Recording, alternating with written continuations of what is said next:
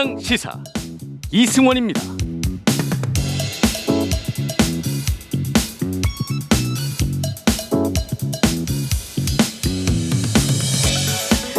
더불어민주당과 청와대가 부동산 관련 제도 개선책을 마련 중입니다. 집 없는 사람들이 조금 더 대출을 많이 받을 수 있게 하는 방안 등을 검토 중이라고 하죠. 관련해서 최근 민간연구소인 랩2050은요. 통계청 자료를 분석해봤습니다. 자료 이름은 좀 복잡한데요.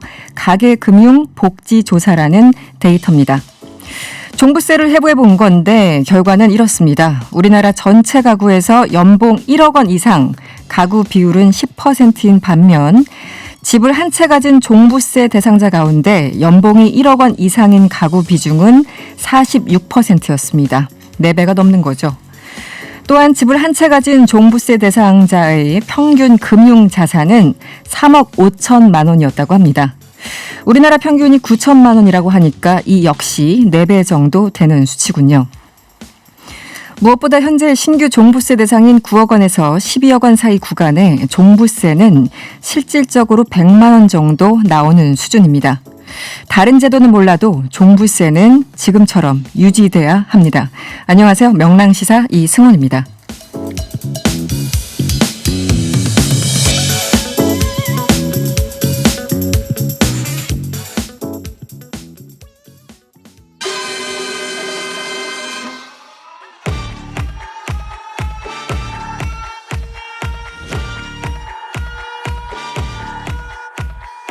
우리가 알아야 할 오늘의 절대 뉴스 콕 찍어 전해드립니다. 뉴스 원정대. 오늘의 뉴스를 더 깊고 더 자세히 살펴보는 뉴스 원정대 시간입니다. 함께할 원정대원들 두 분 나오셨어요. 정상근 기자 그리고 오창석 평론가와 함께합니다. 어서 오세요. 네, 안녕하세요. 네, 여러분의 의견도 항상 기다리고 있는데요. TBS 유튜브 채널에서 보이는 라디오로 함께 하실 수 있습니다. 지금 얼른 보이는 라디오로 함께해 주시고요. 무료로 이용할 수 있는 TBS 앱을 활용하셔도 좋고요. 짧은 문자 50원, 긴 문자 100원이 드는 샵 0951번으로 의견 많이 보내주세요. 오늘 첫 번째 이슈는 문재인 대통령이네요.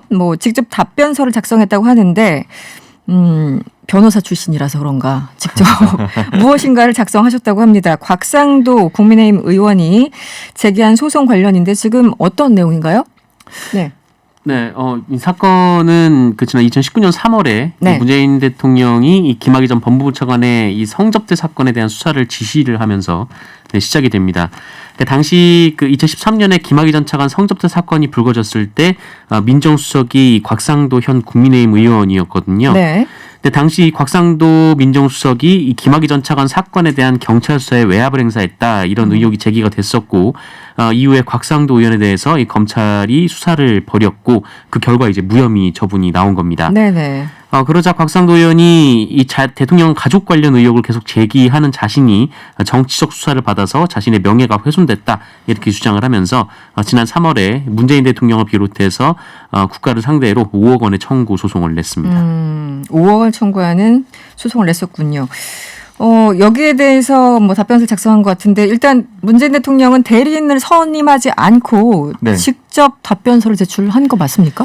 네, 일단 네. 이광철 청와대 민정비서관 그리고 조국 전 법무부 장관도 대리인 선임하지 않고 직접 답변서를 제출한 것으로 나타나고 있는데요. 일단은 세 사람 다 법조인이었기 때문에 이 부분에서 네. 조 전 장관도 사실 이제 법조 교수이기 때문에 그렇죠. 광범위한 법조인이라고 볼 수가 있고 다 전문가들이죠. 네, 네. 법률 전문가라고 볼 수가 있기 때문에 대리인을 선임하지 않았는데 중요한 부분은 이게 대리인을 선임하지 않았다는 포인트가 큰 문제가 아니라는 사인이 1차적으로 되는 거고요. 네. 변호인을 대거 또 선임하고 이러면은 또 공개적으로 또 일이 커질 수가 있기 때문에 축소한 것이 아닌가라는 생각이 들고 결과적으로 이 부분에 있어서 과연 곽상도 의원의 말이 맞는 것인가. 그러니까 네. 문재인 대통령이 곽상도 의원의 주장대로 곽상도 전 민정수석이 문제가 됐고 이 사건이 무마가 됐으니까 유야무야가 됐으니까 이 사람을 파보라라고 명시적으로 하는 것인가. 라는 것은 아니라는 것이죠. 그 부분에 대해서는 국민들도 다 아니라는 것을 알고 있고 두 번째는 김학의 전 차관과 함께 장자연 리스트 그리고 버닝썬 사건까지 네네. 그때 엄청나게 크게 이슈가 됐습니다. 그렇죠. 그 네. 시점만 하더라도 대통령이 수석 보좌관 회의에서 언급하지 않으면 안 될 정도로 뜨겁게 국민청원이 올라갔었고 모든 이슈가 그쪽으로 향해 있었기 때문에 대통령으로서는 국민의 요구를 받아들여서 이 부분에 대해서 철저히 수사하라라고 얘기하는 것이 네. 응당당연한 의무였습니다. 그렇기 때문에 이 부분에 대해서 특정인을 타깃팅을 했다. 이건 비단 곽상도 의원 전 민정수석뿐만이 아니라 그 관련된 모든 사람들에게 또 명명백백하게 국민들에게 소상히 밝혀라는 뜻이었기 때문에 한 사람을 위한 것이었다라고 보기에는 좀 어렵습니다. 보통 그런 경우 있잖아요. 개인적인 관계에서 나는 저 사람에 대해서 전혀 관심도 없고 무관심한데 네. 상대방은 나에 대해서 너무 의식해가지고 내가 무슨 행동만 해도 나를 겨냥한 것처럼 막 착각하시는 분들 있잖아요. 네.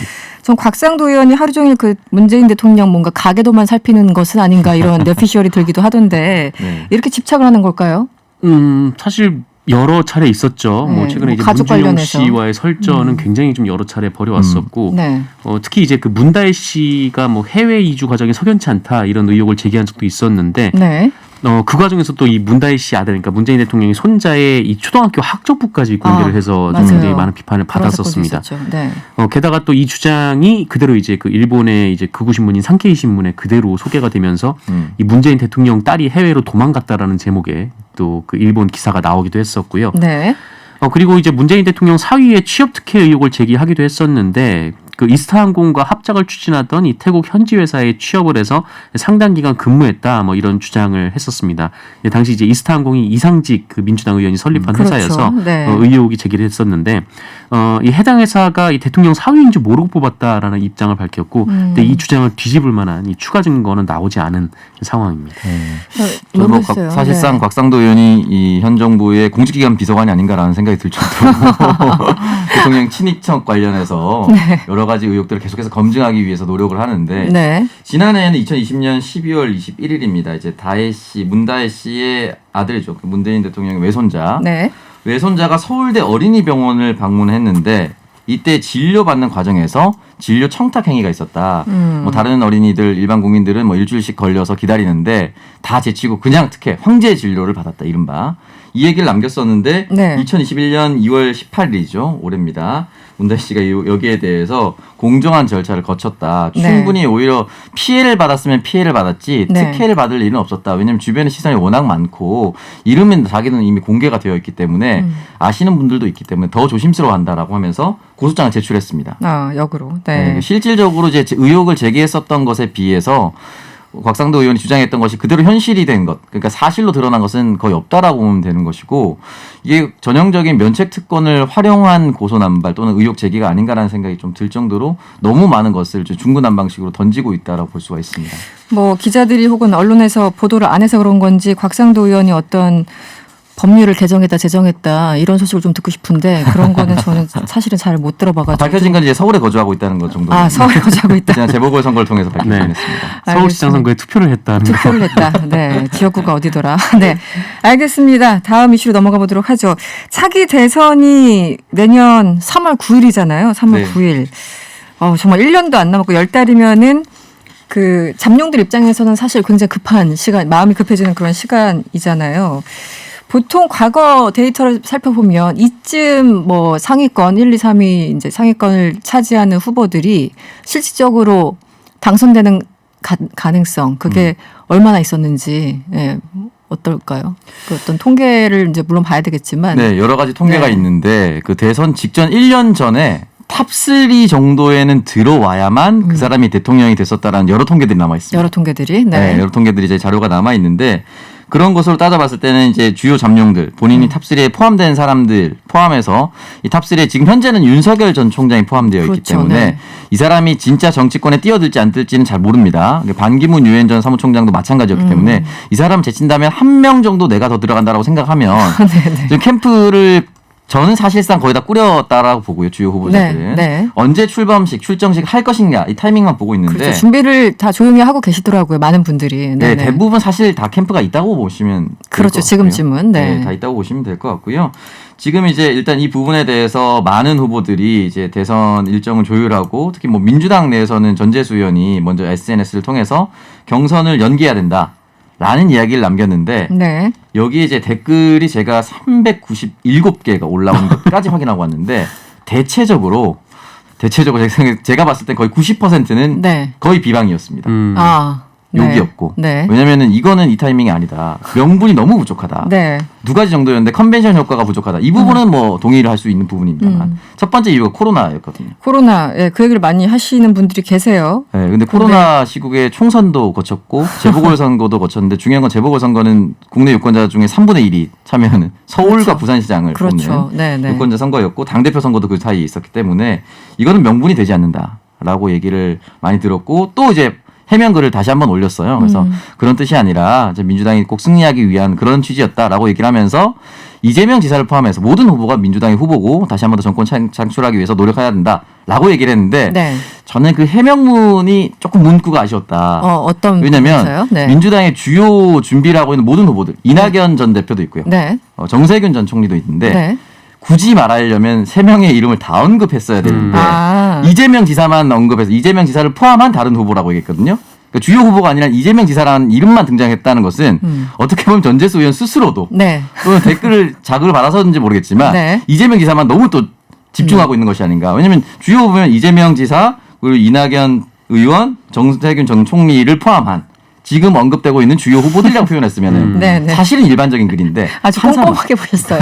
평론가님이. 한 사람만 찍다 보니까 네. 다른 사람들이 보기에는 이건 이재명 대 반이재명 구도냐 이렇게 얘기할 수도 있는 거거든요. 조금은 오해를 살 포인트는 있었습니다. 이렇게 보면은 그러니까 아무리 우회적으로 이제 표현하려고 해도 순간적인 어떤 발언이나 문장들 보면은 이분의 어떤 무의식이 읽히는 그런 경우들이 좀 있어요. 그래서 네.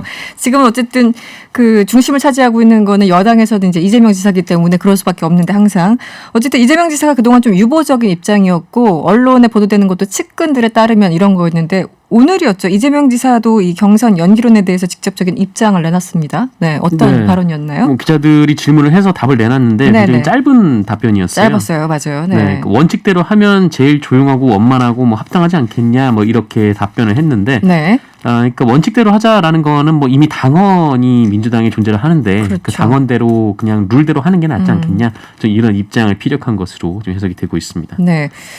기존에는 이재명 지사가 직접 얘기한 건 이제 원칙적으로는 당원 당규대로 가는 게 낫다. 다만 당에서 뭐 하라고 한다면 그냥 따르겠다 정도의 어떤 유보적인 입장이었다면 오늘은 확실하게 제일 조용하고 원만하고 합당한 방법이 네. 원칙대로 하는 것이다라고 좀 더 강경하게 얘기를 한 것 같네요. 네, 맞습니다. 사실 이제 그리고 원칙을 깨야 할 명분이 아직까지 나오진 않았고요. 그것이 이제 국민들에게도 설득이 되지 않았고 결정적으로 지금 이낙연 의원 역시 원칙대로 하는 것이 맞다라고 얘기를 했습니다. 네. 그리고 정세균 전 총리 같은 경우는 당에 일임하겠다라는 표현을 했기 때문에 사실은 이제 주요 후보들도 큰 이견이 없는 상황이고 네. 또 만약에 연기한다고 했을 때 정말 크게 이득이 있을 것인가 민주당에게 이 부분까지 나오지 않았기 때문에 사실은 이 부분을 조정하기 좀 어려워 보이긴 합니다. 그 이제 하나 여러 가지 이유를 이제 명분이나 이유를 드는데 일부 의원들이 민주당에서요. 다른 거는 조금 설득력이 떨어지는데 하나 이번에 이제 재보궐선거 때 네. 보면은 야당에서는 계속 이제 단일화하면서 뭔가 계속 드라마틱한 장면들이 있었고 네. 모든 이제 여론의 어떤 관심사 그쪽으로 어쨌든 흥행에 성공한 거잖아요. 그렇죠. 컨벤션 효과가 있었죠. 네, 컨벤션 효과가 분명히 있었는데 그런 상황이 재현되지 않을까라고 이제 우려하시는 분들이 있는데 이 부분은 어떤가요?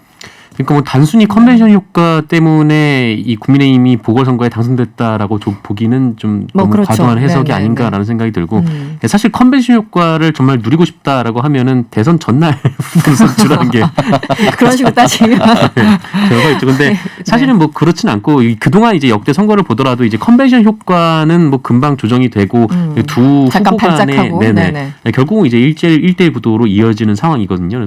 그러면은 뭐 조금 더 일찍 선출을 해서 뭐 정책을 가다듬는 게 더 네. 나은지 네. 아니면은 좀 더 늦게 선출하는지 그거는 이제 선택의 문제고 그게 큰 영향을 미치는 변수는 아닌 것 같습니다. 알겠습니다. 마지막 이슈로 넘어가 볼까요? 홍준표 의원이 저희가 굉장히 흥미로웠어요. 복당 청문회라도 열어달라 이렇게까지 일종의 읍소까지는 아니고 뭔가 주장을 했는데요. 지금 복당 청문회라는 게 없었죠. 한 번도. 처음 들어봤습니다. 수많은 청문회가 네, 수많은 있었는데 청문회가 있었는데 복당 청문회 처음 들어봐요. 네. 네, 맞습니다. 어떤 상황인가요 지금? 일단 홍준표 의원 같은 경우는 지난번에 이제 당시 이제 미래통합당으로부터 이제 공천을 받지 못했습니다. 그래서 따로 떨어져 나가서 사실 그 당시 뭐 지역구를 어디 양산으로 가니 이런 얘기가 많았어요. 좀 많이 돌아다녔어요. 그러다 결국엔 이제 최종적으로 대구에 네. 정착을 해서 무소속으로 출마해서 당선이 되는데 결국은 사실은 지난 대선의 대선 후보였고 같은 본류의 정당 사람이었기 때문에 이제 다시 돌아가서 스스로 이제 대선 후보로 뛰고 싶은 마음이 있을 것이고 그 시간이 지나는 동안 홍준표 그 의원의 대선 지지율이 그렇게 많이 빠지지 않았습니다. 네, 네. 물론 다른 후보에 비해서 뭐 두 자릿수로 올라간 적은 없지만 그렇다고 하더라도 만약에 복당했을 경우에 컨벤션 효과까지 생각을 한다면 지금으로서는 그래도 가장 유력한 당내 후보라고 볼 수는 있습니다. 네. 정확히는 당 밖에 있지만 당내 네, 후보라고 네. 볼 수가 있기 때문에 본인 스스로 이제 당이 이제 대선 후보 체제로 가고 당 대표도 곧 선출될 것이니까 지금부터 미리 이슈를 던져놔야지 본인이 당으로 다시 돌아가는데 크게 유리할 것이다라는 생각이 들고 네. 복당 청문회를 만약에 이런 것이 없었지만 한다고 하면은 그렇다면 홍준표냐 아니냐의 싸움이 돼버려요. 이슈 자체가. 네, 네. 그러니까 모든 이슈가 잠식되고 홍준표냐 아니냐로 싸움이 되기 때문에 홍준표 의원 스스로에게 굉장히 유리합니다. 그렇죠. 일단 네. 그 중심에 선다는 것 자체는 그 욕을 먹든 칭찬을 받든 네. 어쨌든 그건 굉장히 중요한 포인트죠. 네. 그런데 이게 초재선 뭐 이렇게 딱 분리하긴 그렇지만 좀 거치게 표현하면 네. 초재선들과 네. 또 중진들이 굉장히 좀 엇갈리는 것 같아요. 홍준표 의원의 어떤 복당에 대해서. 네. 기본적으로 초선들은 조금 반대하는 의견이 조금 더 많아 보이기도 하고요. 일단 뭐 그 하태경 의원이 얘기한 바에 따르면 이 초재선 의원들 중심으로 반대를 하는 분들이 많다라고 했는데 뭐 아직 뭐 공식적으로 반대를 한다라는 그렇게 발표를 한 사람들은 많지는 않은 상황이고요. 네, 정확한 숫자 뭐 통계가 나온 건 아니지만. 네네. 뭐 이번에 이제 대표 선거에 나간다는 이제 김웅 의원이 좀 반대 입장을 밝힌 걸로 알려져 있고 네. 또 이제 박수영 의원이 이렇게 초선까지 이렇게 비판을 해야 되느냐 그 홍준표 의원이 좀 네. 그렇게 얘기를 한 정도인 것 같습니다. 그래서 지금 일단 뭐 지도부 선거에 출마를 하겠다는 분들도 거의 대부분 이 홍준표 의원의 복당을 사실 어떻게 막겠느냐 좀 이런 좀 분위기 기류가 좀 강한 것 같아요. 네. 그 지금 김웅 의원과 홍준표 의원이 이제 거칠게 설전을 하고 네. 홍준표 의원은 이제 하다가 이제 더 이상 대응 안 하겠다 뭐 이렇게까지 얘기를 했는데 마치 시조를 주고받듯이 네. 이제 끝났습니까? 네.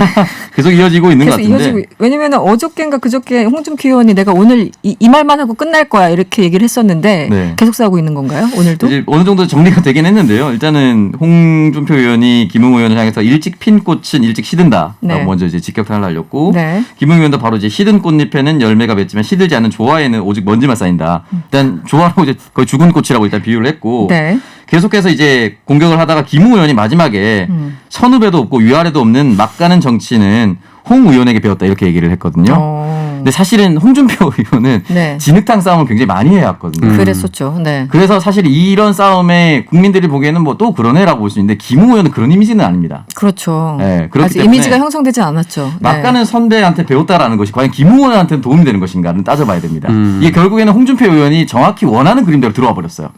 그러니까 홍준표 의원은 늘 이렇게 정치적인 싸움을 많이 걸어봤고 본인이 이득을 많이 취해봤기 때문에 네, 결국에는 네. 김웅 의원이 이렇게 또 말실수하게끔 만들었어요. 어.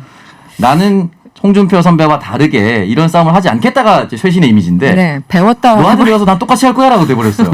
이게 사실은 크게 도움이 되지 않는 상황으로 지금 결말이 되고 있어서 네.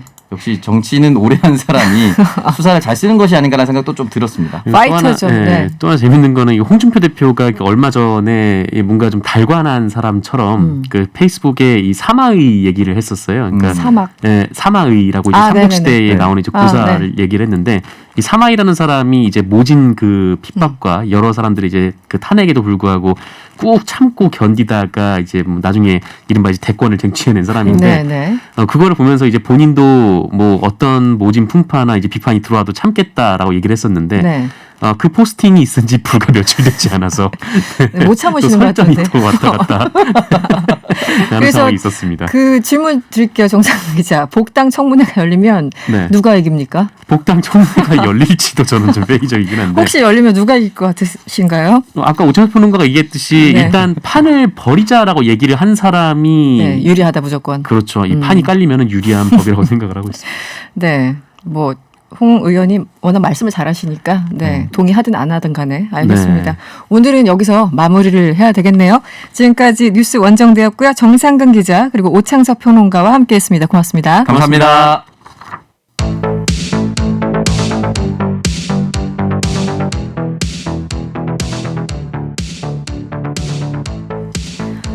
(2458건) 이 숫자가 어떤 숫자냐면요. 이 한강에서 실종됐다 숨진 채 발견된 대학생 손정민 씨 관련해서 포털 사이트에 지난 2주간 등록된 기사 건수라고 합니다. 물론 죽음의 진실은 밝혀져야 하고 만약 경찰 수사가 미흡하다면 당연히 비판을 받아야 되겠죠. 그렇지만 지금까지 확인되지 않은 많은 추측들이 있었고 또 무분별한 보도가 많이 이어졌던 것도 사실입니다. 오늘 명랑 인터뷰에서는 이 현상에 대해서 좀 짚어보도록 하겠습니다. 가톨릭대학교 행정대학원 염건령 탐정학과 교수 연결돼 있습니다. 안녕하세요.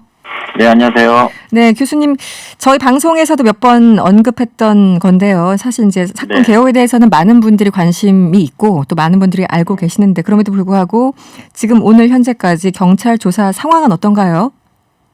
일단 그 고인의 지금 생존한 친구분 있잖아요. 네. 네, 친구분하고 그 친구분의 아버님하고 10시간 정도 강도 높은 수사입니다. 실제로 경찰에 가셔서 강도 높게 조사를 받으셨고요. 네. 이 사건에 대한 이제 국민적 의구심이 좀 높아지다 보니까 원래 관할은 서초경찰서인데 인근 한 6개 경찰서, 총 7개 경찰서의 강력팀이 이 사건에 좀 투입이 된 상태입니다. 네. 그리고 현재 경찰에서 밝히는 바로는 54대 정도의 CCTV 내용을 지금 확보해서 분석 작업이 있다고 밝히고 있고요. 네. 당시에 그 시간대 그 한강 천변을 지나갔던 차량이 133대로 좀 파악이 됩니다. 그래서 이들 차량들을 좀 수배해가지고 네. 당시에 그 블랙박스에 어떤 내용이 있는지를 좀 파악하는 작업까지는 진행했다. 여기까지가 좀 밝혀진 내용입니다. 네. 지금 오늘 영상을 보니까 그 인근에 있었던 분이 그 목격담도 나오고 하는데 지금 네. CCTV는 생각보다 한강공원에 많진 않았었고 교수님 보시기에는 이 당시에 차량들 블랙박스에서 좀 단서가 나올 수 있다고 조심스럽게 좀 기대를 하고 계십니까? 어떻습니까? 네, 실제로 이제 저희가 이제 영상 관련된 증거 자료를 확보하는 과정에서 네. 쉽게 얘기해서 이제 그 블랙박스라고 하는 네네. 전방 내지는 후방, 쪽에는 측방, 사이드도 촬영하는 블랙박스가 있거든요. 네네. 여기에 우연치 않게 이제 범죄 관련된 어떤 내용이나 의문이나 실종 사건에 대한 내용들이 파악되는 경우가 있고요. 네. 심지어는 최근에 그 배달하시는 그 라이더분들 계시잖아요. 네. 이분들도 최근에 안전을 목적으로 오토바이에 블랙박스를 장착하시는 경우도 있거든요. 그렇죠. 네네. 예, 이런 것들이 유의미한 증거로 나오거나 또는 결정적인 단서로 나오는 경우가 있습니다. 지금 사건 알려진 지 2주가 넘었습니다. 언론의 어떤 노출 빈도도 그렇고 누리꾼들의 관심이 굉장히 다른 사건에 비해서 좀 뜨겁다라는 인상을 받는데요. 네. 이런 현상을 어떻게 봐야 될까요? 왜 이 질문을 드리냐면 사실은 교수님 아시겠지만 워낙 많은 이런 미스테리한 어떤 사건들도 많고 사람이 숨지는 사건들도 많은데 유독 이 사건에 사람들이 관심을 갖는 이유는 교수님을 어떻게 분석하고 계십니까? 일단 개인적으로는 제 개인적 사견입니다. 두 가지로 보는데요. 네. 첫 번째는 이제 주요 미디어가 아닌 네. 어나더 TV라고 불리는 이제 유튜브와 같은 그 SNS 채널들이 있잖아요. 네. 이런 것들이 많아지면서 거기에서 이제 범죄 관련된 사건에 대해서 미스터리한 내용들을 추적을 하거나 또는 이런 부분들을 이제 건지는 터치를 하시는 유튜버들이 많아지고 있어요. 네. 근데 이분들이 실제로 구독수가 상당히 많다 보니까 이 사건 같은 경우는 현재 돌아가신 분은 존재하고 네. 돌아가신 분 원인은 나타나진 않고 있고 네. 또 유족분들은 억울함을 호소하고 있기 때문에 더없이 좋은 소재거리가 될 수 있다고 저는 개인적으로 생각을 하거든요. 네. 일단 유튜브 상에서 네네. 네, 그래서 거기서 이 사건 관련된 여러 가지 물론 개인적 추리에 대해서는 저희가 사상의 자유가 있으니까 뭐라고 할 수는 없는데, 네. 주로 이제 선정적인 쪽으로, 즉, 살해당한 거 아니냐, 아니면 누가 범인 아니냐, 이런 방식으로, 몰아가기식의 내용이 나오다 보니까, 여기 심리적으로 좀 동조가 되셔서 좀 화가 나시거나, 또는 이제 폭발하시는 시민들이 좀 많으시다고 보고요. 네. 두 번째로는 이 심리적 동조화 중에서도 그 피해자나 또는 억울하게 지금 돌아가시거나 그 유족이 되시는 분들이 고통을 겪을 때 이게 언론에 나오면 그 내용을 보고 똑같이 아픔을 느끼는 이 국민의식 수준이 좀 높아진 부분이 있어요. 네네. 그러다 보니까 저 같은 경우도 저랑 비슷한 나이대 아버님이시고요. 저도 자녀가 비슷한 나이대 자녀가 있거든요. 네. 그렇기 때문에 그 뉴스를 보거나 하는 순간에 아빠의 아픔이나 또는 아들을 잃은 엄마의 슬픔, 그다음에 젊은 청년이 꽃도 못 피워보고 지금 돌아가신 거잖아요. 네네. 그런 것까지 다 동조화가 돼서 관심이 어떻게 증폭되는 현상이 나타나고 있지 않냐 이렇게 보여집니다. 네. 그리고 이 뭐 한강이라는 사실상 사람들이 너무나 많이 가는 그리고 접근도도 굉장히 좋은 이런 곳에서 벌어진 네, 사건인 접근성이죠. 그런 면도 좀 있겠죠.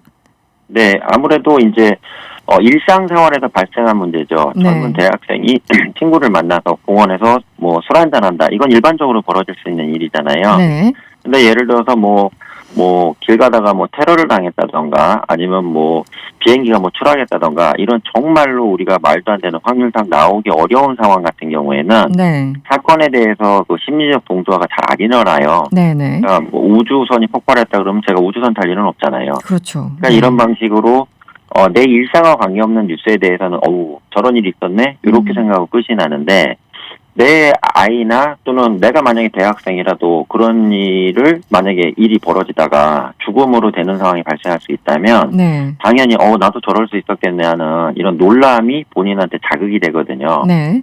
그러니까 이런 것들이 사건에 대한 관심도 있을 뿐만 아니라 어떠한 그 답을 좀 원하는 이런 그 시선을 가지는 분들이 증가하는 부분이 있지 않냐 이렇게 생각해 본다는 얘기입니다. 네.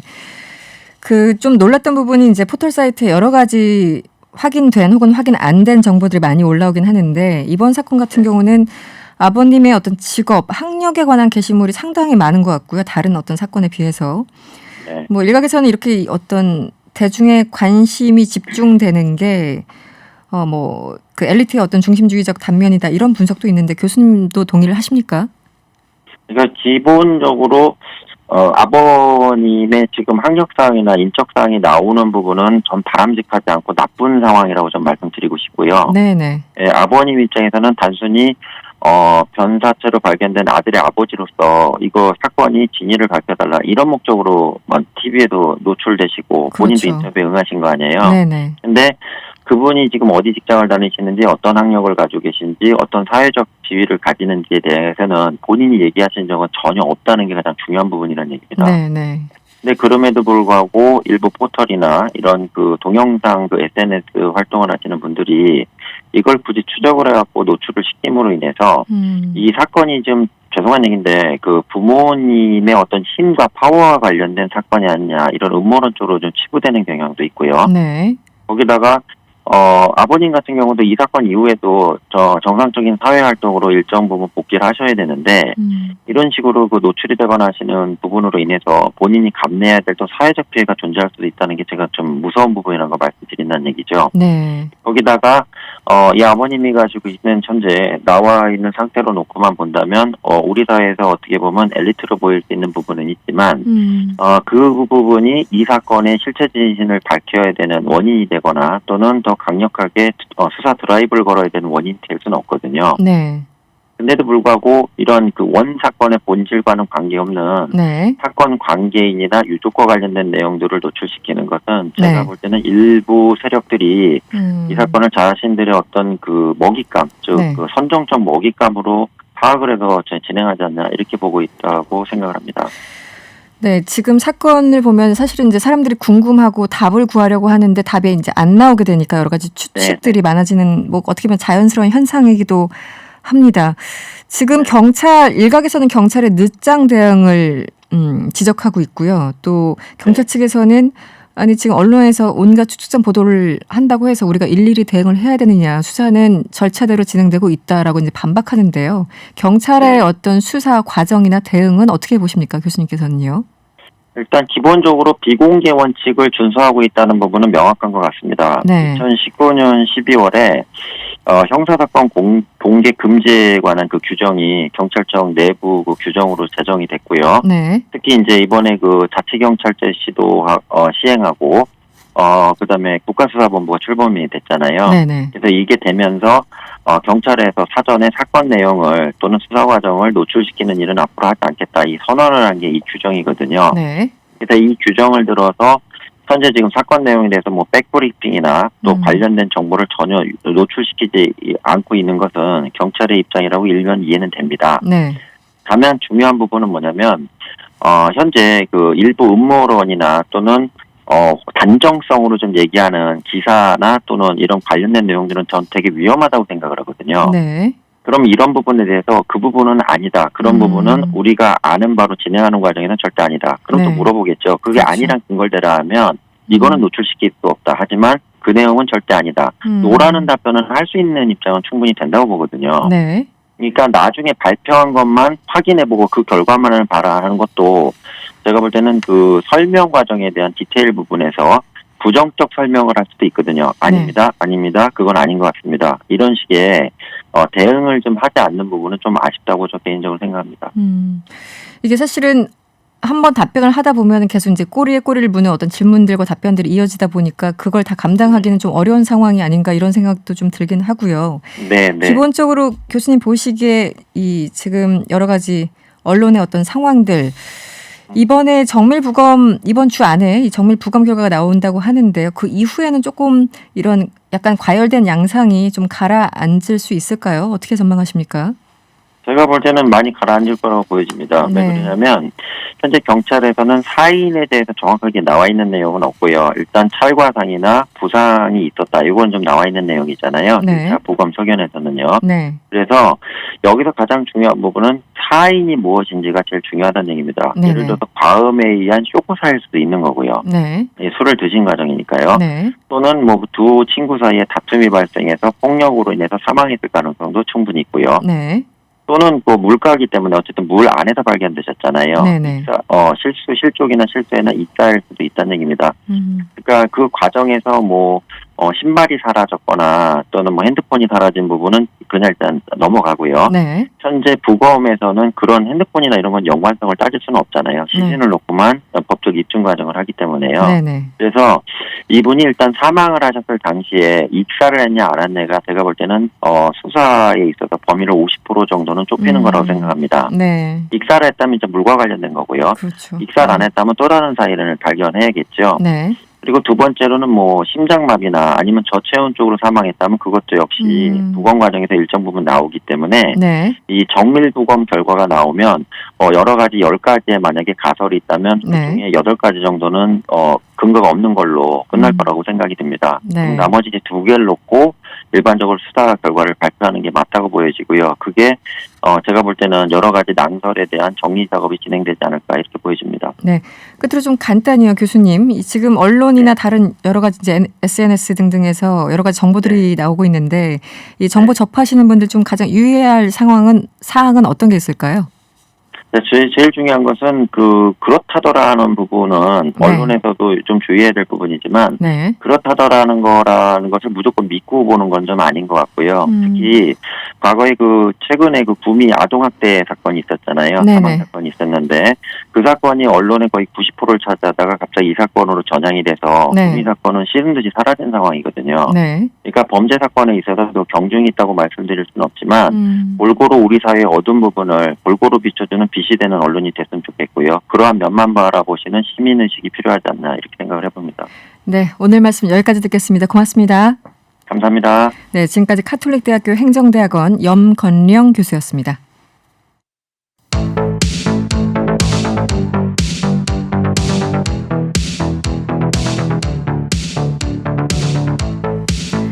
이스라엘과 팔레스타인 가자지구 무장정파죠. 하마스 간의 무력 충돌이 공습과 로켓포 공격을 주고받으면서 격화되고 있습니다.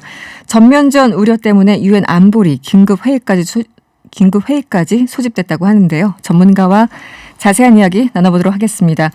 서강대 유로메나 문명연구소의 성일광 연구교수와 전화 연결되어 있습니다. 안녕하세요. 네, 안녕하십니까. 네. 지금 이스라엘과 하마스의 무력 충돌은 잊을만 하면 한 번씩 나오는 그런 기사이지만 이번에 무력 충돌의 원인은 뭔가요? 아마도 예루살렘에 있는 그 알락사 사원과 관련해서, 이스라엘이 특히 라마단 기간에 팔레스타인 주민들이 이 알락사 사원에서 기도하는 중에, 팔레스타인 주민과 이스라엘 경찰 간의 어떤 무력 충돌이 일어나면서, 네. 예루살렘이 상당히 냉각되면서 여기에 또 하마스가 동참하면서 사실상 이번 전쟁이 발생했다고 할 수 있겠습니다. 네. 충돌을 할 때는 여러 가지 원인과 이유가 있을 텐데요. 기본적으로 이 이제 사건이 발생한 알 아크사 사원 어떤 곳인가요? 네, 예루살렘에 있는 알락사 사원은 먼저 이슬람의 3대 성지라고 알려져 있습니다. 이슬람의 첫 번째 성지는 메카고요. 사우디에 있죠. 네네. 두 번째가 메디나, 그 다음에 세 번째가 예루살렘에 있는 알락사 사원이고, 이 사원은 그 코란과 그 다음에 하디스 이슬람 전통에 따르면 그 이슬람교에서 무함마드라는 그 이슬람 가장 유명한 선지자가 네. 메카에서 예루살렘으로 여행을 하는 아주 그 신비한 그 얘기가 나옵니다. 이건 이제 코란이나 하디스에서 나온 얘기인데요. 어쨌든 여기에서 무함마드가 메카에서 어떤 동물을 타고 예루살렘에 있는 알락사 사원에 내려서 천국으로 올라갔다는 그런 전설이 있습니다. 그래서 이런 이야기를 믿고 있기 때문에 알락사 사원은 대단히 무슬림들에게 특히 팔레스타인 주민들에게 중요하고 성스러운 곳이죠. 네. 그러면 알락사 사원 같은 경우는 이스라엘에는 어떤 의미인가요? 이스라엘 사람들에게는 알락사 사원 자체는 종교가 다르기 때문에 큰 의미가 큰 의미는 없습니다만, 없고, 네. 네, 알락사 사원이 위치해 있는 장소가 보통 우리가 성전산이라고 하는데요. 네. 이것은 우리 구약 성경에 나오는 솔로몬이 지었던 2차 성전이 원래 있던 그 유대교 성전이 있던 장소가 또 알락사 사원 근처입니다. 네, 그렇기 네. 때문에 종교적으로 상당히 민감한 곳이기도 하죠. 네. 이번에 그 팔레스타인 거기서 이제 뭐 사원에 있었던 팔레스타인 사람들이 이스라엘 경찰 보고 이제 나가라고 했는데 그게 제대로 안 되면서 충돌이 일어났다 이런 보도를 접하고 있거든요. 네네네. 근데 이 무력 충돌이 또 시작된 게 지난 10일 이날이 예루살렘의 날이었다고 하는데 이날은 어떤 날인가요? 네, 예루살렘은 이스라엘이 정한 법정 공휴일입니다. 네. 이스라엘 쪽에서 정한 날인데 이게 아마 1968년부터 예루살렘을 기념일을 예루살렘의 날이라는 기념일을 만들었는데요. 사실 1967년 전쟁에서 이스라엘이 동예루살렘을 즉 요르단 땅이었던 동예루살렘을 점령하면서 네. 사실상 자기들이 예루살렘을 다 통합을 했다. 그래서 음. 하나의 예루살렘으로 만들었다. 그것을 기쁨의 어떤 의미에서 이 예루살렘의 날을 정했고요. 네. 그래서 이날 이스라엘 구구파나 아니면 우파들이 이스라엘 국기를 흔들면서 예루살렘 동북의 벽이나 이쪽으로 행진을 하니까 팔레스타인 주민들에 있어서는 입장에서는 상당히 불편한 기분이 그렇죠. 좋지 않은 그런 네. 상황이 된 거죠. 그러니까 그 이스라엘 입장에서는 굉장히 뭐 승리했던 어떤 좋은 기억 그런 기념일인데 역으로 팔레스타인 입장에서는 굉장히 기억하고 싶지 않은 그런 날이군요. 그날 그렇기 때문에 어떤 종교적인 정서적인 이유 때문에 충돌이 있었다 이렇게 보면 되는 걸까요? 네, 그렇습니다. 전체적으로 예루살렘에는 워낙 성스러운 장소들이 많아서 이슬람과 유대교의 어떤 그런 충돌들이 자주 일어나는 곳이곤 하죠. 예. 네. 그런데요, 교수님 그 예루살렘이 공격의 목표가 된 게 7년 만이라고 하는데 이게 어떤 의미일까요? 네, 예루살렘은 사실상 그 이스라엘하고 가자 지구에 있는 하마스랑 전쟁을 이전에도 많이 했지만 네네. 가자 지구에서 예루살렘은 거리가 좀 떨어져 있기 때문에 네. 이스라엘이 이 사거리가 길어야 되거든요. 네네네. 그래서 하마스는 그렇게 사거리가 긴 미사일이 많이 없었습니다. 그래서 사실상 예루살렘을 공격하는 경우가 없었고 또 다른 이유는 또 미사일이 그 성지 즉 알락사 사원이나 황금돔이나 아주 중요한 성지를 또 파괴할 수 있기 때문에 네네. 미사일을 쏘는 것을 꺼려했겠죠. 그랬겠죠. 네. 예, 그러나 이번에는 막 7발 정도를 어저께 그저께 쐈고요. 월요일 날 쐈고요. 네. 그리고 어제는 텔아비브로 무려 130여 발의 로켓을 발사하는 지금까지 한 번도 이런 경우가 없었는데요. 무려 130여 발을 텔아비브 지역으로 로켓을 쏘면서 이스라엘에 상당히 충격이 빠져 있습니다. 네. 지금 뭐 그런데 어떤 그 무력의 어떤 수준이나 상황을 보면은 이스라엘과 팔레스타인은 사실은 게임이 안 되는 상황이지 않습니까? 일방적으로. 예. 네네, 그렇죠. 네. 지금 상황이 그 하마스 쪽에서 어쨌든 팔레스타인 쪽에서 수십 명이 사망했고 이스라엘은 한 3명 정도가 사망한 것으로 전해지고 있는데요. 지금 이 상황이 정치적인 어떤 배경과도 굉장히 연루돼 있다. 한마디로 이스라엘 네타냐후 총리 같은 경우는 연정에 실패하면서 정치적으로 굉장히 외곽으로 몰렸고 또 팔레스타인 그 정파 지금 정부와 또 하마스 간의 약간의 어떤 갈등 혹은 신경전 이런 것들이 이런 충돌을 야기했다라는 분석이 있는데 좀 설명을 해 주시죠. 네, 지금 일단 피해를 보면 이스라엘 측은 한 3명보다는 더 늘었고요, 사망자가. 네네. 현재는 한 10명 정도까지 될 수 있겠습니다. 아, 그렇군요. 네. 예, 조금 많이 늘었습니다. 아침에도 공격이 계속 있었기 때문에 현지 시간 아침으로요. 네, 그래서 팔레스타인 측은 한 40명이 넘을 것으로 그렇게 지금 사망자가 나올 것으로 보고 있습니다. 네. 일단 정치적인 배경은 이것은 아마 지금 모든 방향이 지금 이 전쟁이 이스라엘 네타냐후 총리에게는 유리한 방향으로 가고 있는 게 사실이죠. 왜냐하면 총선에서 숫자는 가장 많은 의석을 확보했지만 사실상 연정 구성에 실패했고 네. 지금 연정을 연립 정부를 구성할 권한이 이제 반 네타냐후 연대측으로 넘어가 있는 상황에서 연립 정부 구성을 협상을 하는 중에 지금 전쟁이 터졌기 때문에 또 반 네타냐후 쪽에서는 아랍 정당하고 지금 같이 연대를 해야 된다. 근데 지금 이스라엘과 아랍 간에 지금 충돌이 났기 때문에 사실상 아랍 정당하고 연정을 하는 것이 대단히 어려워졌습니다. 그래서 이것이 아마 어찌 보면 네타냐후 총리가 너무 무리하게 지금 이렇게 몰아붙여서 전쟁을 끌고 가는 게 아닌가라는 이제 그런 의심을 좀 살 수 있는 게 있는데요.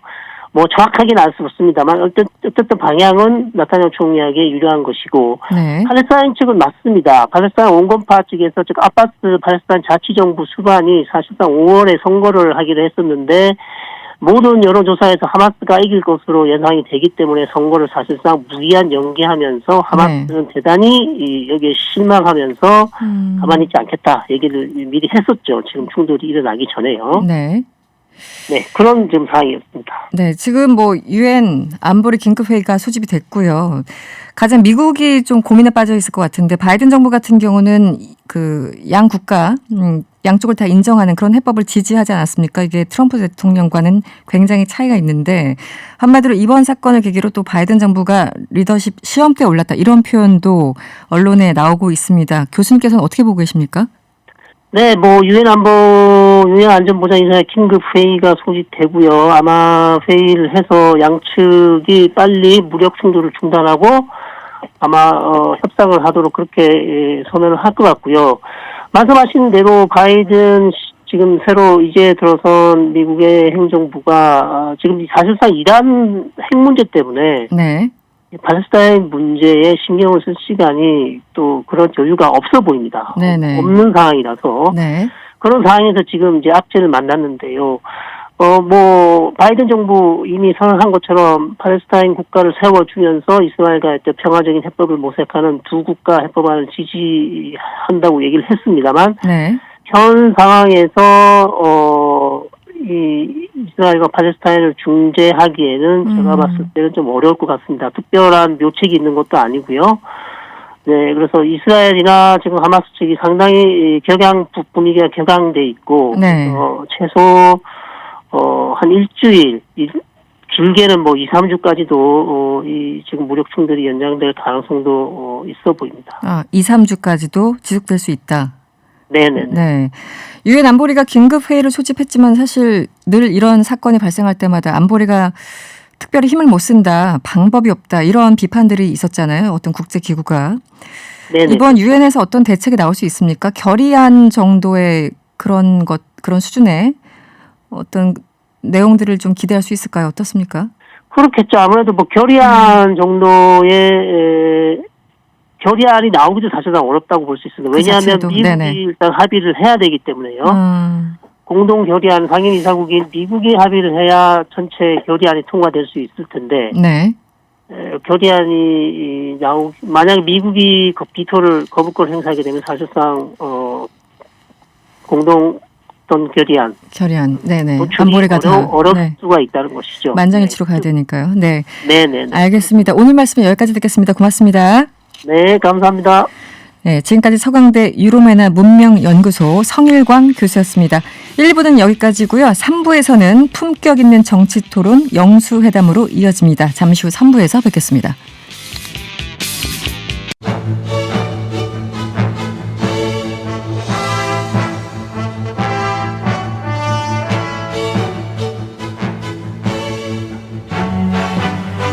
네, 이승원의 명랑시사 3부 시작했습니다. 품격 있는 정치 토론 상암동 영수회담 시작할게요.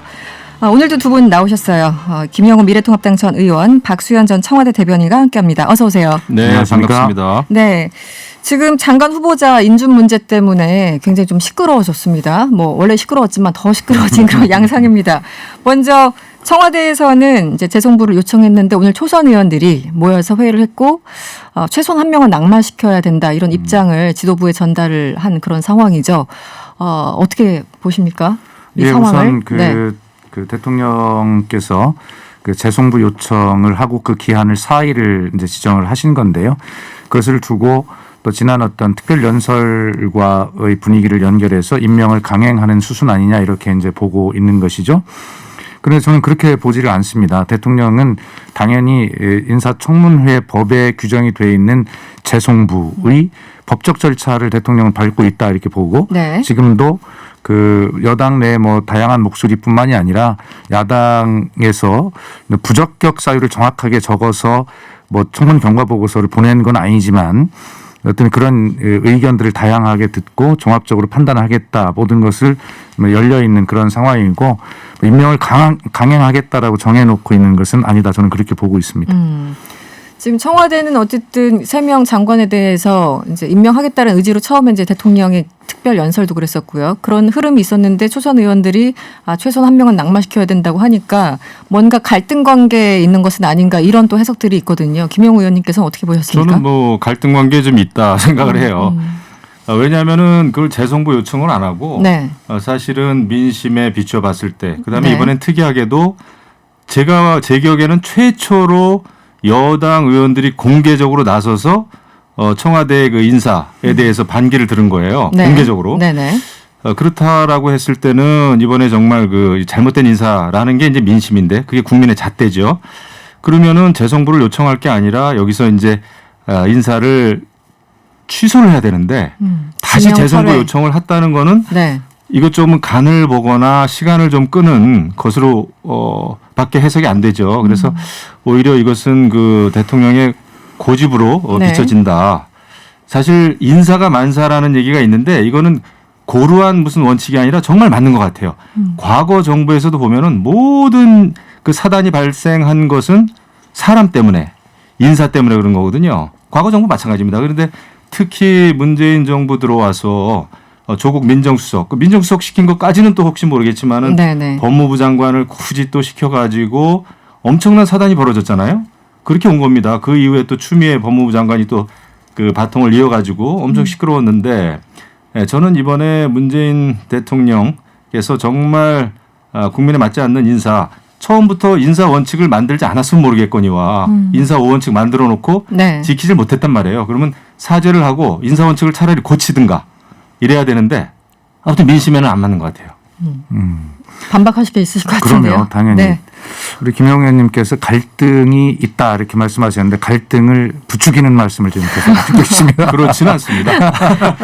네. 그런데 이제 그런 갈등보다도 여당 내에서 또 다양한 목소리들을 내는 것은 또 당연하고요. 바람직한 정당의 모습이다 생각을 합니다. 특히 4.7 재보궐선거 이후에 어떤 다양한 그 민심을 어떻게 당을 통해서 정부의 모든 어떤 정책이나 여러 가지 반영이 되는가 하는 것은 굉장히 중요한 요소이기 때문에요. 당이 오히려 살아있다는 증거다 이렇게 생각을 하고 대통령께서도 그 점을 충분하게 감안해서 듣고 계실 것이다 이렇게 생각을 합니다.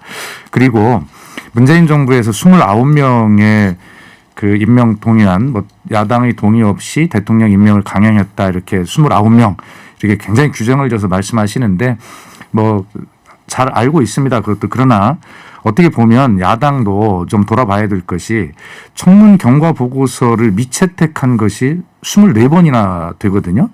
그것은 물론 뭐 미채택할 만큼 그 후보자들에게 문제가 있다라고 또 야당은 주장하시겠지만 네. 그러나 역대 어느 정부보다 사람은 다 거기서 고르는 걸 텐데 아마 그 법에 정해져 있는 청문 경과 보고서를 미채택한 것은 그것도 또 야당도 한번 돌아봐야 될 일입니다. 청문 경과 보고서를 채택해서 거기에 부적격 사유를 정확하게 적어서 절차대로 보내주면 그 야당의 의견으로 또 받아 생각할 거 아닙니까? 그런데 청문 경과 보고서를 채택하지도 않고 대통령 보고 임명을 철회하라거나 자진 사퇴하라거나 그렇게 하는 것은 정치 공세일 수 있는 것이죠. 네. 근데 이게 이제 얼핏 들으면 맞는 말씀 같지만 그 문재인 정부 들어서 유독 정말 그 자격이 안 되는 많은 사람들, 특히 이제 능력보다도 도덕성 문제에서 말이죠. 네. 이게 부적격 사유가 너무나 많이 나오니까, 근데 그것을 또 굳이 임명 강행을 쭉 해오셨고 말이죠.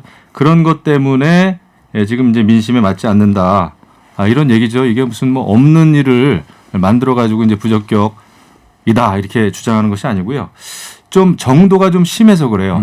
그리고 특히 지금 많은 그 여당의 의원님들 과거 야당 시절에 이명박 박근혜 정부 때 인사를 하면은 추천을 하면은 후보 추천을 하면은 진짜 아주 살벌하게 도덕성 문제를 문제 삼아서 부적격이다 해가지고 그 인사청문 경과 보고서 채택에 반대를 했단 말이에요. 네. 그렇다면은 똑같은 기준, 똑같은 잣대여야 된다.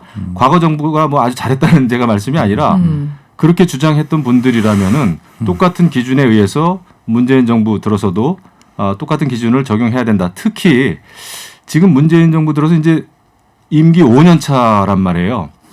이제야 비로소 여당 의원들이 청와대의 그 인사 내용에 대해서 반기를 들기 시작한 게 지금 처음이에요. 지난 4년 동안은 아무런 얘기가 없었습니다. 그런데 아까 이제 말씀하신 대로 견제와 균형 좋죠. 건강한 당이 이제 살아있다. 민주적이다. 좋습니다. 그런데 지난 4년 동안 뭐 했냐 이거죠.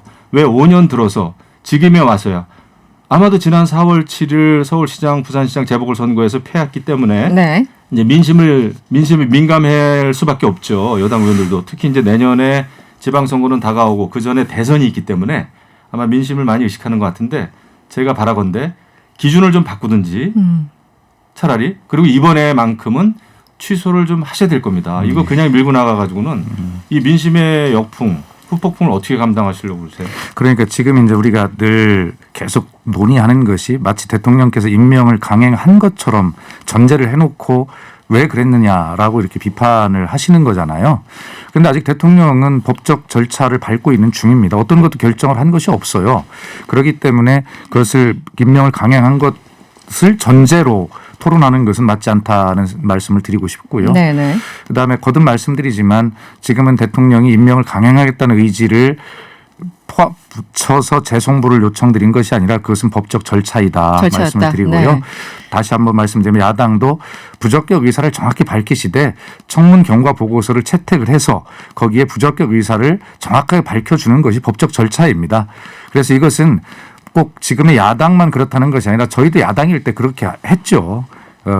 그러나 이런 것들 앞으로 좀 정확하게 문제점을 서로 인식하고 제도를 발전시켜 나가는 방향으로 서로 노력하자라는 아주 그 겸손한 제가 제안을 김영호 의원님께 드리는 말씀입니다. 그 부적격 사유를 적어드리면 그게 곧 경과 보고서를 채택한 게 되거든요. 채택을 하는데 거기에 부적격을 하면 되는 그렇죠. 것이거든요. 사유를 달아달라는 건데 그렇습니다. 이미 사유가 다 나왔기 때문에 그거야말로 뭐 요식행위죠. 알겠습니다. 지금 기본적으로 초선 의원들이 이제 한 81명인가요? 네, 80여 명 중에 오늘 한 절반 정도가 참석해서 회의를 열었고 이런 결과를 이제 도출한 건데요. 누구라고 특정하진 않았어요. 3명 장관 후보 가운데 이름을 특정하지 않은 이유는 한마디로 청와대 부담을 주기 싫다라는 그런 메시지지 않습니까? 그런데 저희는 궁금하죠. 내심 그 한 명이 누굴까? 3명 가운데 어떤 분으로 추정하고 계십니까? 저는 개인적으로 오늘 그 초선 의원님들이 내신 한 명 최소한 한 명 최소한 이 한 정도 이렇게 말씀하시는 것은 부적절했다 생각을 합니다. 부적절. 네. 예, 아마 대통령께서 좀 더 그 민심, 야당의 의견 또 국민의 목소리, 국민의 눈높이가 지금 어느 정도까지 높아져 있는가를 잘 살펴주시길 바란다라는 정도의 그 말씀만 드렸어도 네. 충분하게 다 포함이 되는 이야기인데 네네. 거기에 초선 의원들이면 기왕이면 야당이 제기하는 3명 다 안 됩니다라고 좀 세게 나와야 초선답지 않나요? 그 저하고 오히려 생각이 반대. 똑같으신데요. 네. 저는 좀 이상하게 생각했는데 아. 3명 중에 1명 정도는 낙마해야 되는 거 아니냐. 네. 그거는 굉장히 좀 이상한 주장이에요. 좀 표현이 예, 한 명 한 명 따져서 다들 그 보는 시각이 있지 않습니까? 네. 판단의 기준이 있잖아요. 국회의원 정도면. 그러면 이 후보자는 이래서 안 된다. 저 후보자는 저래서 안 된다. 이 후보자 정도는 되겠단 말이지. 이런 그 토론의 결과 나와줘야지. 네. 막연하게 뭐 협상하듯이. 민심이 안 좋은 것 네, 같으니까 3명 중에 1명 정도는 낙마시켜야 되는 거 아니야? 이런 그 합의 내지는 그런 그 결론은 저는 그 한 사람 한 사람이 독립된 그 헌법기관인데 국회의원은 네. 그런 식의 그 적당한 적당한 그 물타기식은 안 된다고 봐요. 네. 저는 우리 김영우 의원님한테 정말 늘 보면 존경하지만 또 감사한데 왜요? 저희 당의 내부를 잘못되는 점을 일일이 지적해 주시고 잘하라고 네. 그렇게 격려를 해 주셔서 늘 감사하게 생각합니다. 갑자기 분위기가. 네. 이거 참 어떻게 제가 반응을 해야 될지 모르는데 제가 질문을 좀 드릴게요. 네. 그 조금 전에 김부겸 국무총리 후보자 임명동의안 심사 경과 보고서 채택이 또 무산됐습니다. 회의 자체가 뭐 이제 열리지 않은 거죠. 서병수 위원장이 보이콧을 했었고 오늘도 이제 두 번째 이렇게 무산이 된 건데 장관 후보자 3명과 이 총리 후보자가 사실 조금 연계돼 있잖아요. 그래서 이 3명에 대해서 부적격 판단을 야당은 내렸으니 이걸 어떻게 좀 정리 좀 해라. 그래야지 우리가 총리 후보자를 좀 어떻게 좀 하겠다. 약간 이런 느낌인데 한 명이라도 지명 철회나 혹은 사퇴를 한다면 그 총리 후보자 문제는 풀릴까요? 어떻게 보십니까? 뭐 우선 그것과 그것을 연계하는 거 야당의 전략은 야당 입장에서는 당연하겠지만 제 입장에 볼 때는 바람직하지 않습니다. 그것은 별개의 문제이고 네. 또 특히 지금 코로나 이 상황 속에서 국무총리라고 하는 분의 위치가 전체적으로 방역을 총괄 지휘해야 하는 총괄 사령관의 위치에 있는데 야당은 늘 그 방역과 백신 이 문제를 질타를 하면서 그 문제를 총괄하는 국무총리를 다른 장관 후보자의 낙마와 연계시켜서 이 문제를 처리하려 한다는 것은 아마 국민들께서 잘 납득 안 하실 것이다 이런 생각이 들고요. 또 아마 야당은 국무총리뿐만이 아니라 곧 이어서 다음 달쯤에 벌어질 우리 검찰총장 후보자 네네. 인사청문까지도 아마 연계 전략을 쓸 겁니다. 뭐 야당의 입장은 충분히 이해합니다만 저희 입장에서 보면 바람직하지 않다라는 말씀을 드립니다. 어떻게 보십니까? 사실 이제 야당이 됐을 때 그건 민주당이든 뭐 국민의힘이든 야당 됐을 때 뭔가 연계해가지고 뭔가 받아내는 거는 늘 있었던 그런 패턴들이잖아요. 근데 이번은 어떻게 보십니까? 뭐 저도 여당도 해보고 야당도 해보고 네, 다 둘 다 해봤죠. 해보셨으니까. 근데 늘 그 패키지로 자꾸 생각하는 그 습관이 있어요. 네, 오랜 네. 관례가 있는데 네. 저도 그거 좋게 생각은 안 합니다. 솔직히 차라리 김부겸 후보 이러이러해서 부적격이다 말이죠. 차라리 그런 그 토의를 했으면 좋겠어요. 그런데 네. 이게 다른 그 장관 후보자 이거 이제 취소를 안 하니까 그렇다면은 우리는 김부겸 총리 후보를 채택 안 해주겠다라는 거는 저는 그런 거는 이제 좀 고쳐져야 된다고 보고요. 물론 이제 우리 박수현 의원님이 정말 야당 입장까지도 잘 이해를 해주셔서 고맙긴 한데 야당에서도 이제 이런 거는 좀 구태라고 보고 정확히 한 사람 한 사람에 대해서 평가를 좀 했으면 좋겠습니다. 네. 예, 자꾸 연계하고 무슨 패키지 딜을 하고 그것도 저는 구태라고 봐요. 혹시 법사위원장 자리까지 연계돼 있습니까? 그거는 뭐 원내 대표 간의 네. 내밀한 거라서. 이야기들이기 때문에 그것은 네. 알 수가 없는 것이죠. 알아도 말 못한다. 예, 알 수도 없고요. 알 또 수 김기현 없다. 원내대표께서 어떤 네. 생각을 전략을 가지고 계신지 전략을 공개하면 그게 전략이겠습니까? 그렇죠. 네. 근데 정말 이제 얼마 안 남았는데 우리 문재인 대통령 임기도 물론 뭐 1년 남았으면 또 많이 남았다고 생각하는 분도 있겠지만은 좀 국회에서도 협치도 되고 그다음에 상임위원장도 좀 배분이 좀 되고 이랬으면 좋겠어요. 이게 뭐 작물이다 뭐 이런 그 표현도 좀 심하긴 합니다만은 이 협치하는 모습을 좀 보이면은 얼마나 좋을까요? 이 코로나 상황에서 또 경제를 살려야 되는 입장에서. 저처럼 이렇게 좋은 모습으로 여야가 토론을 하면 좋을 텐데 말이죠. 원만한 대화가 잘 안 이루어져서요, 정작. 그 지난 10일 문재인 대통령이 이제 기자간담회를 열면서 사실은 이제 총리 후보자에 대해서 문제 제기를 한 건 서병수 위원장이 이 발언 때문이 가장 컸다고 이제 공개적으로 얘기를 했죠. 야당이 반대한다고 해서 인사 검증에 실패한 것은 아니다. 이 발언 자체가 굉장히 문제가 있다. 이렇게 야당이 반발했는데 먼저 김영호 의원님 보시기에는 어땠습니까? 잘못된 발언이죠. 지금 사실 야당만 문제 제기하는 게 아니에요. 많은 언론, 많은 칼럼, 그다음에 또 민심, 그다음에 정의당도 나서서 지금 이번에 이제 이루어진 인사에 대해서 굉장히 비판들을 한단 말이죠. 이것은 어느 일부, 특히 제1야당인 국민의힘만 반대하는 게 아니잖아요. 지금 민주당 안에서도 뭐 오선 그 이상민 민주당 의원님 같은 경우에는 강하게 지금 잘못된 인사다. 이렇게 가서는 안 된다라고 내부 비판하지 않습니까? 네, 그다음에 두 명에 대해서 민주당의 초선 의원 또 재선 의원님들 지금 연이어서 이거 잘못된 인사다 이렇게 이야기를 하고 있단 말이에요. 이렇게 대대적으로 여야 없이 잘못된 인사에 대해서 비판한 적이 없단 말이에요. 지금 문재인 정부 들어서. 그렇다면은 잘못된 인사죠. 이거는 일단 빨리 사죄하시고 취소하시고 사죄까지. 늦었지만 새로 네. 임명하겠다라고 이렇게 솔직하게 나오시는 게 민심 아닌가요? 전 청와대 대변인이셨던 네. 박수현 위원장님 어떻게 대통령님의 보셨습니까? 그 말씀의 뜻을 가장 잘 읽어낼 수 있는 게 저라고 저는 자부합니다. 우리 네. 이 둘 중에서는. 셋 중에서. 네. 네. 그런데 저는 그 말씀을 실제 특별 연설을 하실 때, 그 답변을 하실 때, 아이고 저기에서 야당이 딱 발목을 잡겠다 이런 생각을 했거든요. 그러셨군요. 네, 그런데 네. 대통령님의 말씀은 검증 실패에 대한 답이었거든요. 그것이. 청와대 인사 시스템이 부족한 거 아니냐, 검증에 실패한 거 아니냐, 이런 이제 질문에 대한 답이었는데 그것을 지금 김영호 의원님도 말씀하셨습니다만 이 인사가 잘못된 것이 없다. 라고 굉장히 확대해서 이제 지금 들으신 거거든요. 그래서 대통령은 그렇게 말씀하셨어요. 청와대, 저도 늘 말씀드리지만 네. 청와대 인사 검증이라고 하는 게 굉장히 제한적 인원을 가지고 제한된 시간에 정부 자료만 제한된 것을 보기 때문에 다 볼 수는 없다. 그리고 청와대가 그 정도 시스템에서 검증을 해서 이제 국회에 내놓으면 이제 언론이 검증을 하고요. 그 다음에 청문회 과정을 통해서 국회 여야가 함께 검증을 하는 그 일련의 연속된 과정이 검증이라고 대통령은 말씀을 하시고 청와대의 인사 검증이 실패가 아니다라고 그렇게 말씀하셨는데 그것이 마치 이 잘못 추천한 거 아니다. 잘못된 인사 아니다. 그 맥락을 이렇게 좀 이제 봐야 맥락이 된다. 그렇게 된 네. 것이죠. 아니 근데 우리 이제 보통 정치를 하면 그 소통, 커뮤니케이션이 제일 중요한데 예. 이거 한 번, 두 번, 세 번 더 생각해야 이해가 가능한 그 말씀이라면 그건 문제가 있죠. 그냥 누구나 들어도 잘못된 잘못된 거 아니다 그러면은 인사를 잘했다는 얘기죠. 그래서 어쨌거나 근데 혹시라도 네. 이번 인사 우리 뭐 인사가 어려운 걸 저도 너무나 잘 알지만 이번에 청와대에서 인사를 했는데 이게 잘 안 됐다 그러면은 그 잘 안 됐고 미비했고 잘못됐다라는 거를 빨리 시인하는 게 네. 저는 그게 가장 중요한 덕목인데 네. 이 문재인 정부 들어서 그 잘못했다라고 하는 이거를 잘 받아들이질 않아요. 그래서 문제가 점점 커지고 시간은 가고 특히 이번 인사도 점점 꼬이지 않겠습니까? 이렇게 되면은 거기 김호수 정말 네. 검찰총장 이거 어떻게 하려고 그래요? 그러니까 네. 대통령 말씀 중에 그날 제 판단이 다 옳다고 말씀드리는 것은 아닙니다라고 분명히 또 말씀하고 계시거든요.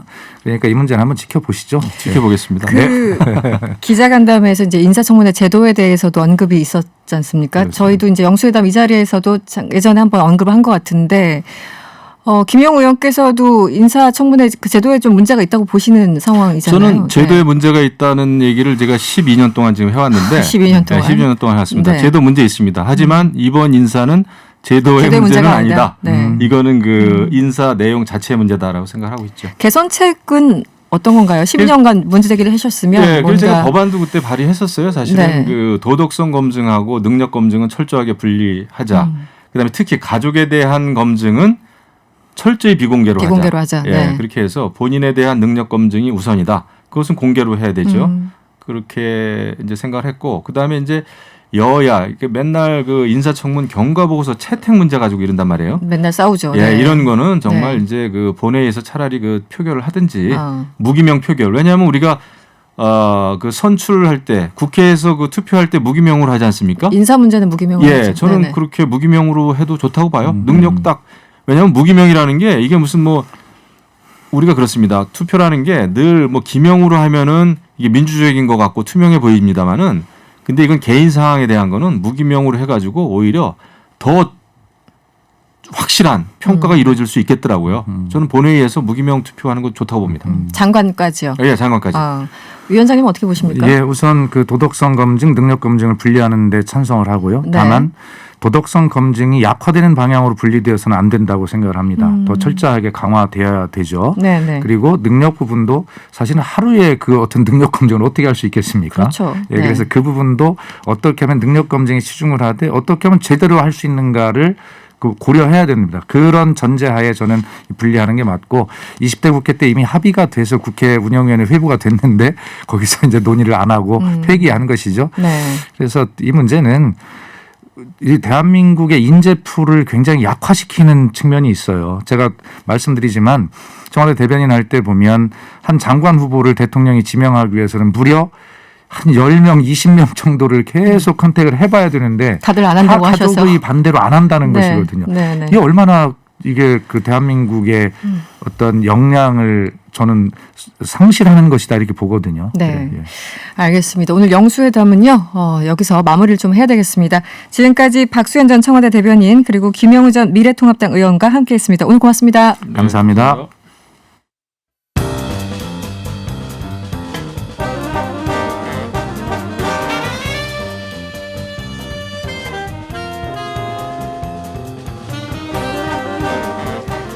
서울 시민을 위한 정보 공유의 허브죠. 인서울 시간입니다. 어린이 보호구역 불법 주정차 위반 과태료 인상과 단속에 대해서 알아보도록 하겠습니다. 서울시 최기홍 주차질서 개선팀장과 이야기 나눠보도록 하겠습니다. 안녕하세요. 예, 안녕하십니까. 네, 어제부터 어린이 보호구역 불법 주정차 위반 과태료가 3배 인상이 됐습니다. 어떤 내용인가요? 예, 지난 11일부터 어린이 보호구역 내 불법 주정차 위반 과태료가 인상됐습니다. 네. 이는 현행 일반 도로 대비 2배 수준에서 3배로 올린 것입니다. 네, 과태료는 승용 자동차의 경우 현행 8만 원에서 12만 원으로 또 승합 자동차는 현행 9만 원에서 13만 원으로 각각 오르게 됩니다. 네. 예, 또한 같은 장소에서 2시간 이상 정차하거나 주차 위반을 하는 경우에는요, 1만 원이 추가로 부과되는데요. 이럴 경우 최대 과태료 액수는 승용 자동차는 13만 원, 승합 자동차는 14만 원이 부과가 되겠습니다. 네. 이번 과태료 3배 인상은 일명 민식이법으로 알려진 도로교통법 개정에 따른 것으로요. 어린이 보호구역 내에서의 불법 주정차 근절을 위해 시행이 되는 만큼 운전자의 적극적인 협조와 각별한 주의가 필요하겠습니다. 네. 어제부터 과태료가 3배로 이제 인상이 됐고 이 과태료 인상과 연계해서 이제 앞으로 집중 단속을 한다고 하는데 단속은 앞으로 어떻게 이루어지나요? 예, 설명드리겠습니다. 네. 서울시와 25개 자치구에서는요. 불법 주정차 위반 과태료 인상과 관련해서 오는 21일까지 주정차 위반 차량에 대해서는 무관용 원칙의 강력 단속을 실시하는데요. 어린이 보호구역 1750개소에서 실시하는 이번 집중 단속에는 주로 등교 시간과 하교 시간이 이루어지고요. 네. 위반 차량에 대해서는 과태료를 부과하고 즉시 견인도 합니다. 등교 시간, 하교 시간이면 좀 구체적으로 시간을 좀 말씀해 주실 수 있으신가요? 네. 예, 등교 시간은 보통 8시에서 9시를 말하고요. 네. 이 하교 시간은 12시부터 한 3시 정도까지 집중 단속이 이루어지겠습니다. 그렇군요. 네. 네, 네. 지난 3월에 이 어린이 보호구역에 대해서 특별 단속이 있었는데요. 단속된 사례는 어떤 것들이 있었습니까? 예, 우리 시는 지난 3월 초에 새학기를 맞이해서 14일간 1750개 어린이 보호구역에서 불법 주정차 집중 단속을 했는데요. 네네.